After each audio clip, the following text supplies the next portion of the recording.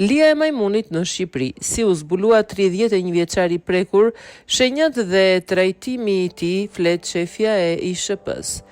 Një 31 vjeçar nga Shqipëria mesme është identifikuar si rast i parë me linë e majmunit në vendin tonë, pas shenjave të shfaqura në lëkurë dhe dyshimeve të ngritura nga specialistët sëmundjash konfirmuar përmes analizave nga Instituti i Shëndetit Publik.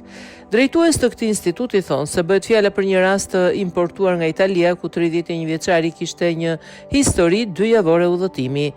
Eugenia Tomini, drejtoreshe ISHP-s, tregon për trajtimin e pacientit me linë e majmunit, izolimin e tij në banesë dhe hetimin e të afërmëve të tij. Nuk ka pasur nevojë për ndjekje spitalore, por është izoluar në shtëpi. Tashmë rasti është rikuperuar, thot ajo. Në rrethin e ngushtë familjar nuk kemi pasur asnjë rast të dyshuar në drejtim të kontaktit të rastit në fjalë, por si mund të infektohemi me linë e majmunit? Përveç kontaktit lëkurë me lëkurë, është rruga seksuale e transmetimit, rruga e kontaminimit të sipërfaqeve apo objekteve, por duhet të theksojmë që duhet të kemi kontakt të ngushtë të përsëritur, thot Tomini. Nuk duhet të shtojmë panikun, por duhet të bëjmë kujdes.